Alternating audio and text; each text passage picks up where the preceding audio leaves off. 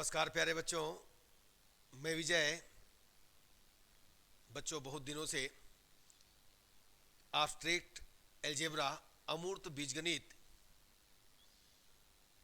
इसका डिमांड हो रहा था।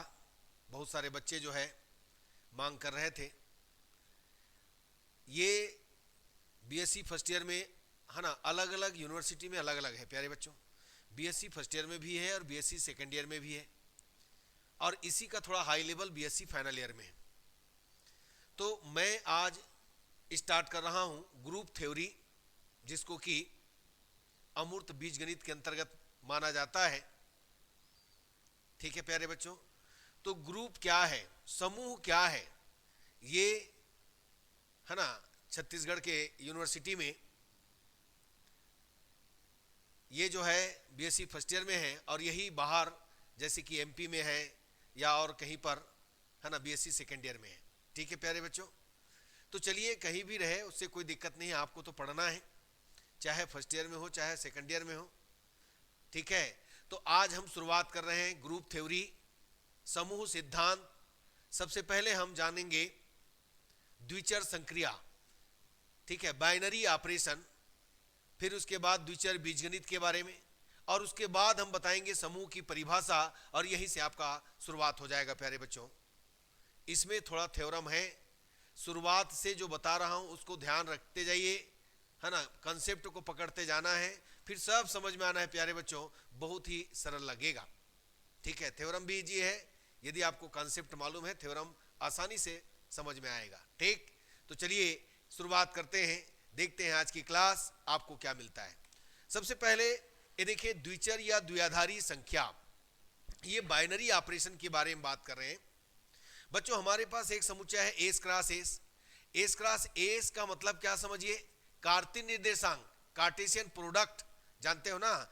इसका जो एलिमेंट है वो किस में होता है, युग्म में होता है, पेयर में होता है बच्चों। ये देखिएगा, तो हमारे पास एक समुच्चय एस क्रॉस एस है और दूसरा समुच्चय कितना है, टी है, और दोनों के बीच क्या लगा है भाई, एक प्रतिचित्रण लगा है। देखो ओ से रिप्रेजेंट किए हो, है ना, ओ पढ़ सकते हो आप, क्या पढ़ना है आप देख लो, मैं तो ओ पढ़ता हूं। ठीक है, तो यहां पर मैंने ओ पढ़ा, तो यह ओ एक फलन कहलाएगा यदि एस क्रॉस एस का प्रत्येक अवयव, है ना, टी के किसी एक अवयव से अद्वितीय रूप में क्या है, संलग्न है, संबंधित है, तो हम इसको क्या कहेंगे, मैपिंग कहेंगे, प्रतिचित्रण कहेंगे। और यही प्रतिचित्रण क्या कहलाएगा, समुच्चय, है ना, यहां पर जो दिया है एस क्रॉस एस और टी का, है ना, ये क्या कहलाता है, द्विचर संक्रिया कहलाता है, क्योंकि दो के बीच क्या लगना है ना, संक्रिया लगना है, हम इसी को द्विचर संक्रिया कहेंगे प्यारे बच्चों। और इसके लिए क्या प्रदर्शित करते हैं, देखिए T is equal O S one S two या S one O S two. अब यहां पर एक चीज ध्यान देना, यह ओ क्या क्या हो सकते हैं, प्लस भी हो सकता है, इनटू भी हो सकता है ना, इस तरीके से ऐसा भी हो सकता है, ऐसा भी हो सकता है। तो जनरली हम इस ढंग से जानते हैं। ठीक, याद रखिएगा, ये द्विचर संक्रिया है, बाइनरी ऑपरेशन है। दो, है ना, अवयवों के बीच लगने वाला ऑपरेशन, दो अवयवों के बीच लगने वाला संक्रिया द्विचर संक्रिया कहलाता है, बाइनरी ऑपरेशन कहलाता है प्यारे बच्चों।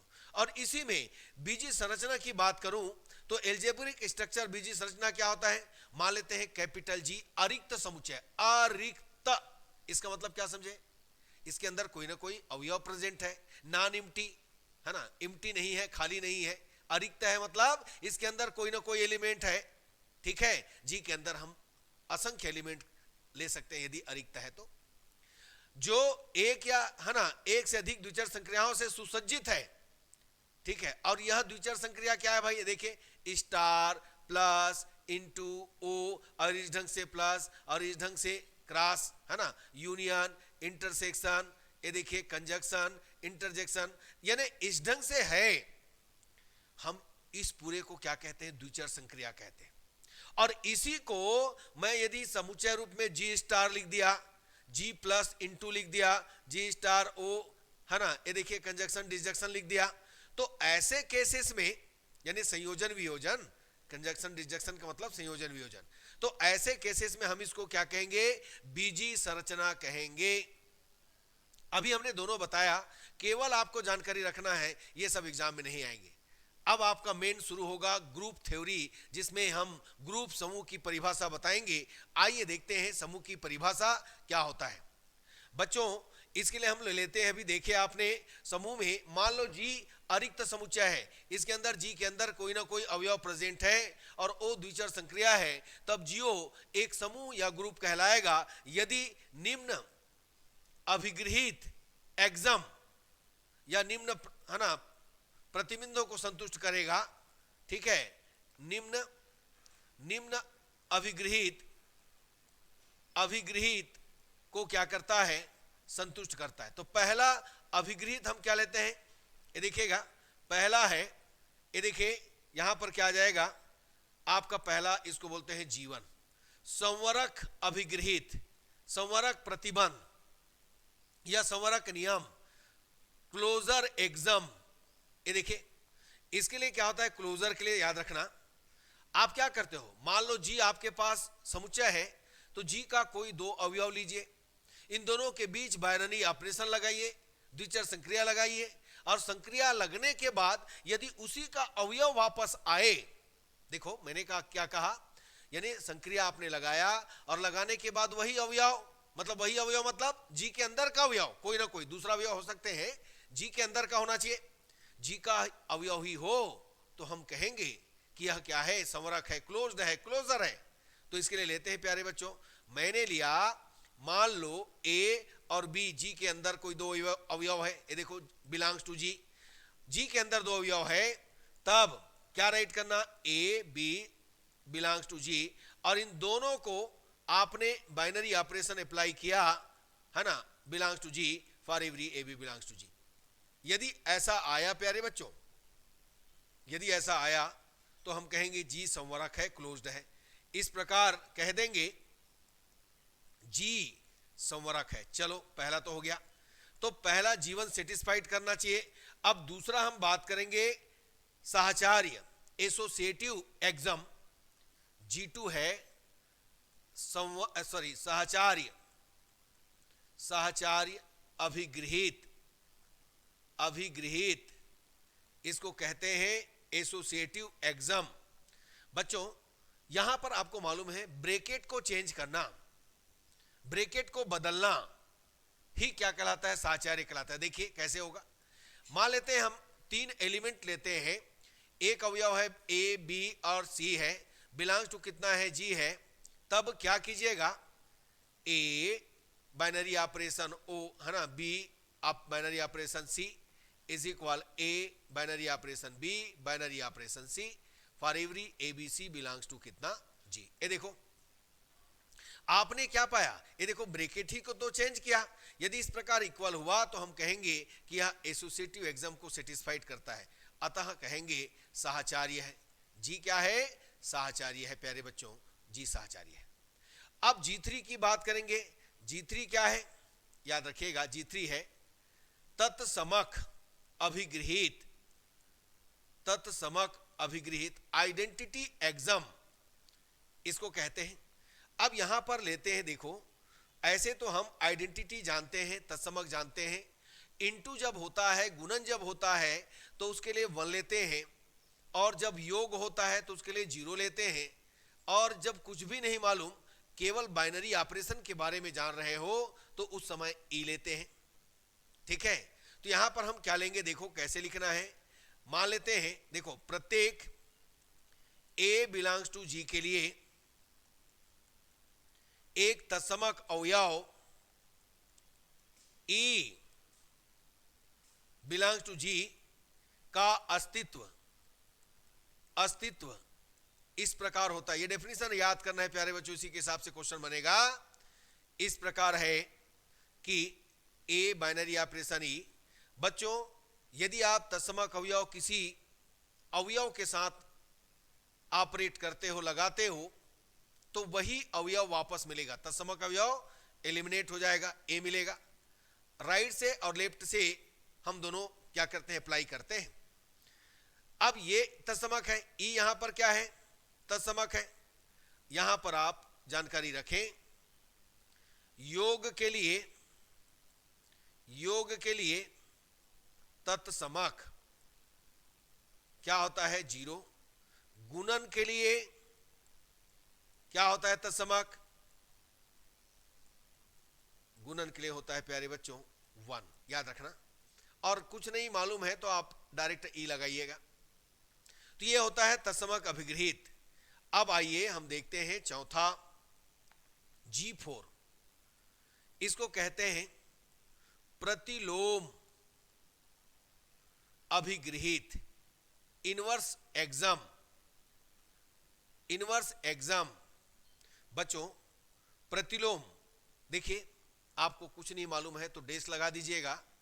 यदि गुणन है तो इनवर्स होता है, यदि योग है तो माइनस में होता है, ये प्रतिलोम होता है। यानी कभी भी प्रतिलोम एलिमेंट को आप ऑपरेट करेंगे तो हमेशा आपको रिजल्ट में तत्समक अवयव मिलना चाहिए।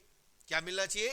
तत्समक अवयव मिलना चाहिए। तो चलिए देखते हैं, यहां पर देखिए बच्चों, प्रत्येक A बिलोंग्स टू G के लिए एक प्रतिलोम अवयव, ये देखो प्रतिलोम अवयव। भाई यहां पर हम संक्रिया O लगा रहे हैं तो हमको तो मालूम नहीं है, एडेस लगा देते हैं। एडेस बिलोंग टू G का अस्तित्व कैसा है? इस प्रकार है कि A O A star is equal कितना आएगा? E is equal A dash O A। अब यहां पर गुणन के लिए बात करें तो गुणन के लिए बात करें, मान लो गुणन है तो A के संगत गुणन के लिए क्या होगा? A के संगत क्या होगा? प्रतिलोम A इनवर्स होगा, A इनवर्स होगा। अब यदि इसको लगाइएगा तो पाइएगा A इनवर्स इज इक्वल 1 और A इनवर्स A। इसी प्रकार योग के लिए क्या होगा? योग के लिए बात कीजिएगा तो योग A के संगत योग के लिए होता है प्यारे बच्चों -A, और इसको लगाइएगा तो आप यहां पर तत्समक अवयव 0 पाइएगा। तो बस इसी ढंग से काम करना है, ठीक है बच्चों। तो यदि जीवन कौन? संवरक क्लोजर, G2 कौन? साचार्य एसोसिएटिव, G3 कौन? तत्समक आइडेंटिटी, और G4 कौन? प्रतिलोम इनवर्स। यदि ये चारों कंडीशन को, चारों एग्जाम को, चारों अभिगृहितों को क्या करे? संतुष्ट करे। कौन? द्विचर संक्रिया O या जो भी संक्रिया दिया है इनटू, है ना, प्लस जो भी दिया है, तो हम कहेंगे कि वह क्या है? एक समूह है, एक ग्रुप है। ठीक है प्यारे बच्चों, यही ग्रुप थ्योरी का शुरुआत है, स्टार्टिंग है प्यारे बच्चों, याद रखिएगा। इसी में कुछ और बात करते हैं। यदि हम देखें आबिली समूह की बात करें, आबिलियन ग्रुप, बच्चों हमेशा आबिली के लिए जानिएगा ये होता है क्रम विनिमय। यदि जीवन कोई समूह जो है G1 G2 G3 G4 का पालन करने के बाद एक और G5 को सेटिस्फाइड करे, ठीक है, तो G5 कौन है? क्रम विनिमय, कम्यूटेटिव एग्जाम। यदि इसको सेटिस्फाइड करता है तो हम इसको आबिलियन ग्रुप, आबिली समूह के नाम से जानते हैं, ठीक है। तो समूह G, अब समूह G कह दिया मतलब ये G1 G2 G3 G4 का पालन कर रहा है। समूह G निम्न अभिगृहित को संतुष्ट करता है, तब इसे आबेलियन ग्रुप या आबेली समूह कहते हैं। समूह तो है बट आबेली समूह के लिए क्या होना चाहिए? G5 को सेटिस्फाइड करना चाहिए। G5 कौन? क्रम विनिमय। याद रखना, आबेलियन जब भी जिक्र आएगा आबेलियन का, आबेलियन की बात होगी तो हमेशा G5 मतलब क्रम विनिमय की बात होगी, ठीक। तो ये क्रम विनिमय है प्यारे बच्चों, कम्यूटेटिव एग्जाम, क्रम विनिमय अभिगृहित। केवल यहां पर आर्डर को चेंज करना होता है, इसके लिए ये तो पढ़ते हुए आ रहे हो आप क्या पढ़ते हुए आ रहे हो? क्रम विनिमय में आप लोगे, मान लो आपके पास ए बी बिलोंग्स टू कितना है? G है, तब आपको क्या करना है? A binary operation B is equal B binary operation A for every A B belongs to कितना G। तो ये हमारा G5 है। यदि G1 G2 G3 G4 G5 का पालन हुआ इतने जो एग्जाम है उसको सेटिस्फाइड किया, तो हम इसको क्या कहेंगे, आबिलियन ग्रुप कहेंगे, आबिली समूह कहेंगे। ठीक है प्यारे बच्चों, कुछ और डेफिनेशंस है उसको देख लेते हैं, उसके बाद क्वेश्चन करेंगे। अब आता है समूहाब या द्विचर बीजगणित। यदि यदि अरिक्त समुच्चय जी, ये देखिएगा, अरिक्त समुच्चय जी केवल जीवन को संतुष्ट करता है। अब जीवन कौन, क्लोजर, तब इसे क्या कहते हैं, समूहाब, ग्रुपायड। यानी जीवन कौन है, अभी तो बताया था मैं, संवरक अभिगृहित। उसको पहले जो लिखे उसी को लिख लेना है, मैं पूरा नहीं लिख रहा हूं प्यारे बच्चों। ये संवरक अभिगृहित को सेटिस्फाइड करेगा, संवरक अभिगृहित को संतुष्ट करेगा प्यारे बच्चों। इसके बाद है सामी समूह की बात करेंगे, सेमी ग्रुप की बात करेंगे। यदि अरिक्त समुच्चय जी G1 और G2 दोनों का पालन करे, यदि अरिक्त समुच्चय जी G1 और G2 को संतुष्ट करता है, सेटिस्फाइड करता है, तो इसे सामी समूह कहते हैं। क्या कहते हैं, सामी समूह, सामी ग्रुप, सामी समूह कहते हैं। ठीक है, सेमी ग्रुप के नाम से हम लोग जानते हैं प्यारे बच्चों। इसमें G1 कौन है भाई, संवरक, और G2 कौन है, साहचारी। बस ये दोनों का सेटिस्फाइड करेगा, दोनों को संतुष्ट करेगा, तो हम इसको सेमी ग्रुप कहेंगे। अब एक और है, एक समूह या मोनोआयड, एक समूह या मोनोआयड। यदि अरिक्त समुच्चय जी क्या करे, G1, G2 और G3 को संतुष्ट करता है, तब इसे हम एक समूही या मोनोआयड के नाम से जानते हैं। अब G1 कौन है भाई, क्लोजर है, संवरक है, G2 साचार्य है, G3 तत्समक है। G1, G2, G3 अब अपने दिमाग में बिठा लीजिए, G1 जहां भी आए मतलब संवरक, G2 जहां भी आए मतलब क्या, एसोसिएटिव साचार्य, G3 जहां भी आए तत्समक आइडेंटिटी। याद रखना है प्यारे बच्चों, ठीक। तो यदि तीनों को सेटिस्फाइड करेगा, तीनों को संतुष्ट करेगा, तो हम इसको एक समूह या मोनोआयड के नाम से जानेंगे। अब आता है परिमित या अनंत समुच्चय। शब्दों में ही आपको पता चल रहा है, परिमित यानी समुच्चय जी के अंदर अवयव जो है फिक्स होना चाहिए, निश्चित होना चाहिए, डेफिनिट होना चाहिए। तो ऐसे समूह को हम क्या कहेंगे, परिमित समूह कहेंगे। यदि किसी समूह जी में अवयवों की संख्या निश्चित हो, परिमित हो, तो हम इसे परिमित समूह कहेंगे। और इसी समुच्चय के अंदर या समूह जी में अवयवों की संख्या अनंत हो, तो हम इसको क्या कहेंगे, अनंत समूह कहेंगे। अब इसी प्रकार समूह की कोटि, तो सिंपल सी बात है, कोटि मतलब ऑर्डर। समूह जी के अंदर जितना भी अवयव है वही उसका क्या कहलाएगा, उसकी कोटि या ग्रुपांक कहलाएगा। किसी परिमित समूह में भाई अनंत में थोड़ी बात करोगे, अनंत समूह में क्या होगा भाई, उसमें तो अवयव अनंत होंगे, कैसे काउंटिंग करोगे। परिमित समूह में होगा समूह की कोटि, किसी परिमित समूह में अवयवों की संख्या समूह की कोटि या ग्रुपांक कहलाता है, हम इसको ऑर्डर जी कहते हैं। और यदि इसी को अनंत समूह कहेंगे तो उसमें भी निकलेगा, लेकिन वहां पर अनंत राइट करना पड़ेगा आपको। तो कोटि कैसे निकालते हैं ये आपको समझ में आया। तो बच्चों मैंने पूरा डेफिनेशन ग्रुप का बता दिया, समूह का बता दिया। आइए अब क्वेश्चन करते हैं प्यारे बच्चों, कैसे बनता है देखते हैं। हमारे पास पहला क्वेश्चन है, ध्यान देना है। सबसे पहले आपको क्या करना है, समुच्चय की बात करना है, उसके बाद संक्रिया बात करना है, उसके बाद दोनों को लेकर के हमें बताना है जो पूछा गया है। चलो यहां पर क्या बताया गया देखो, दर्शाई कि सभी पूर्णांकों का समुच्चय। अब पूर्णांक क्या है भाई, इंटीजर आई, जिसमें धनात्मक संख्या भी होता है, ऋणात्मक भी होता है, शून्य भी होता है कि नहीं होता है ना। तो यहां पर क्या कहेंगे देखो, मान लो आई सभी पूर्णांकों कैसे लिखना है, देखिए पूर्णांकों का समुच्चय है। ये देखिए पहले समुच्चय बताना है, हमेशा पहले समुच्चय बताना है। अर्थात आई का मतलब क्या समझे, आई इज इक्वल है प्यारे बच्चों -4 -3 -2 -1 0 1 2 3 डेज एंड सो ऑन, तथा द्विचर संक्रिया क्या है, योग है। द्विचर संक्रिया, उसके बाद संक्रिया बताना है ना, द्विचर संक्रिया क्या है, योग है, प्लस तब हमें सिद्ध करना है, हमें दर्शाना है।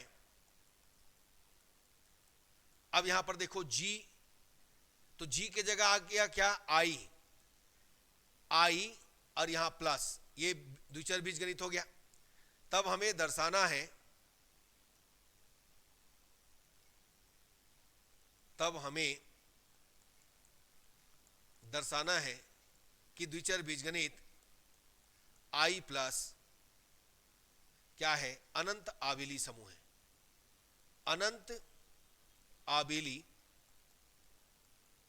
समूह है। ठीक, अब देखो बच्चों आबेली समूह है, इसमें अवयव अनंत है तो अनंत तो होगा ही।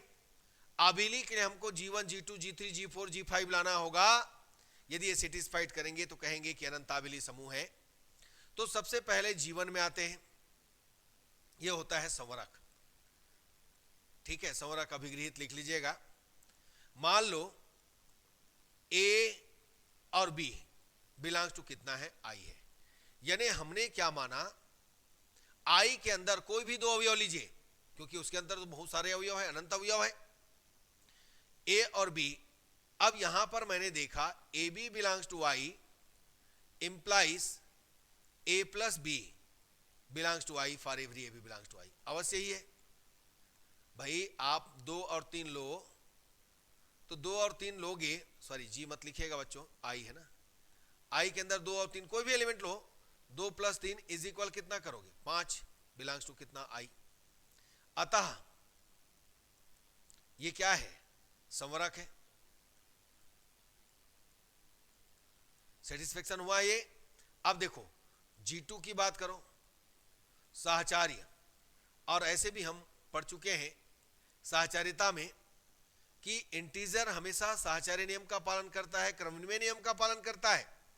तो यहां पर हम डायरेक्टली ले सकते हैं बच्चों, मान लो ABC बिलोंग्स टू कितना है, I है, तब हम लेकर चलेंगे, यहां पर क्या है, प्लस है ना, तो A प्लस यहां पर लिखिएगा B plus C is equal A plus B plus C। यानी ब्रैकेट को आप चेंज करेंगे, अवश्य ही आपको ABC बिलोंग्स टू कितना, I मिलेगा।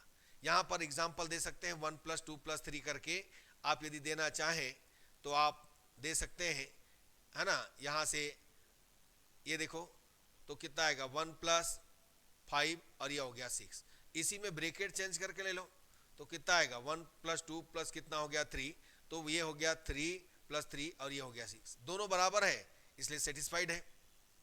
अब तीसरा देखिएगा, तीसरा हमारे पास क्या है, G3 तत्समक। तो बच्चों प्लस है तो इसके अंदर समुच्चय के अंदर 0 है क्या, बिल्कुल है।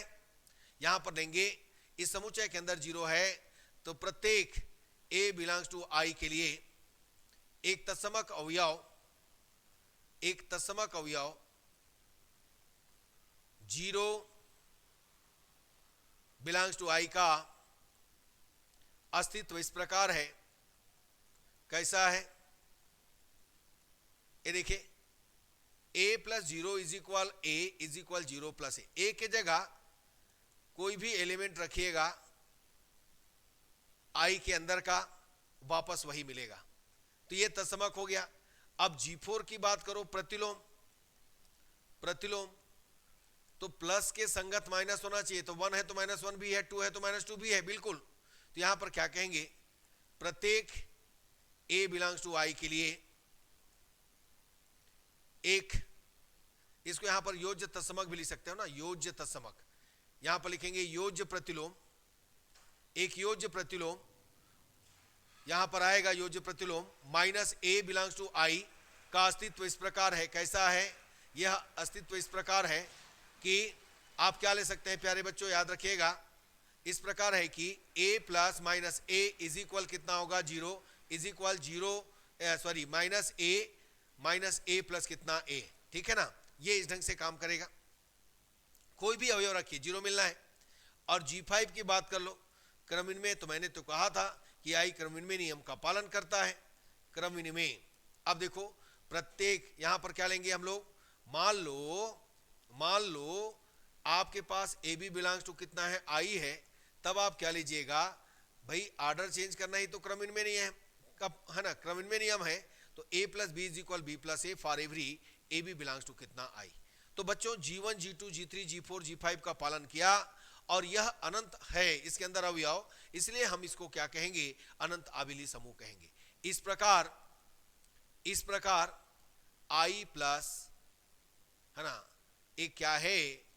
अनंत आबिली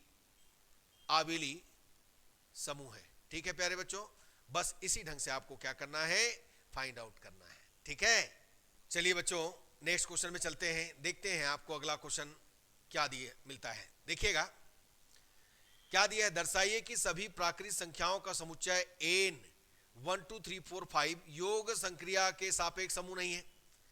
आपको यहीं से दिख रहा है, देखो भाई, यहां पर प्राकृत संख्याओं में योग के लिए न तो तत्समक है और न ही प्रतिलोम है।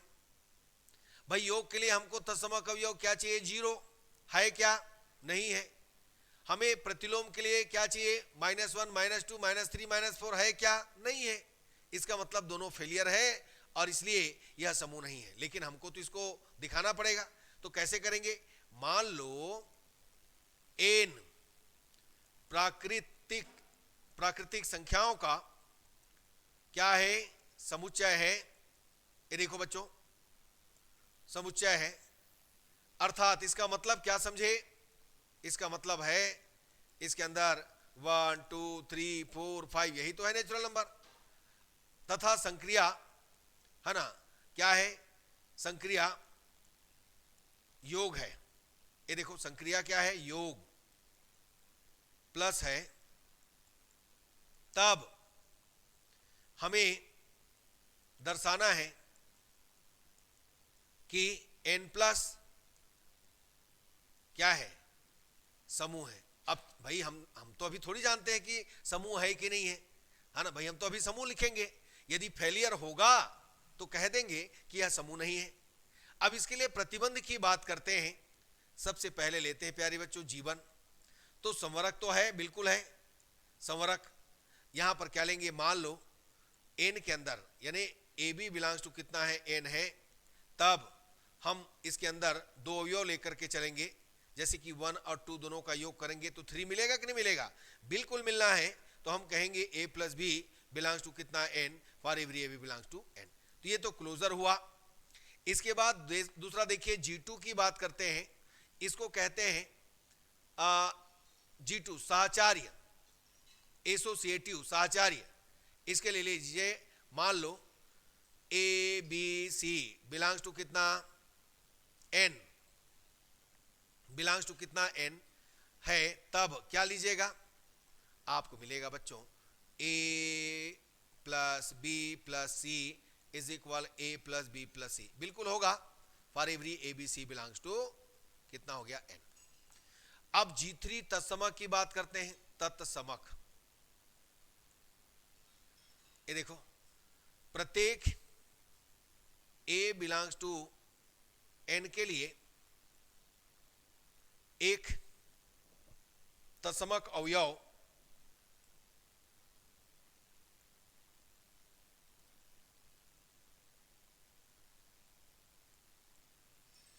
Zero not belongs to n का अस्तित्व इस प्रकार है कि यहां पर लेंगे, जीरो तो है ही नहीं है, तो यहां पर क्या आ जाएगा? ये इस ढंग से आप दिखा सकते हो। अतः तत्समक नहीं है ये। तत्समक नहीं है। वैसे ही G4 प्रतिलोम के लिए बात कर सकते हो। प्रत्येक A के संगत minus A not belongs to N है, अतः प्रतिलोम नहीं है, डायरेक्ट लिख सकते हो इसको, ठीक है ना। बस इस ढंग से आपको काम करना है, ठीक है। तो बच्चों इसी ढंग से आपको क्या करना है, सॉल्व करना है। और इस प्रकार कहेंगे, क्या कहेंगे, इस प्रकार N प्लस समूह नहीं है, G1 और G2 का पालन कर रहा है, केवल क्या है, सामी समूह है। ऐसे तो पूछा नहीं गया था, फिर भी बता रहे हैं हम, सामी समूह है। तो ये आपको समझ में आया प्यारे बच्चों। आज हम एब्स्ट्रैक्ट अलजेब्रा का शुरुआत कर चुके हैं। अब देखिए रेगुलर आपका है ना, एग्जाम के आते तक बहुत कुछ कर देंगे इसमें, ठीक है। थ्योरम भी करेंगे, ठीक है, चिंता करने की कोई बात नहीं है, ठीक है बच्चों। तो आज का क्लास यहीं तक रखें। धन्यवाद, नमस्कार।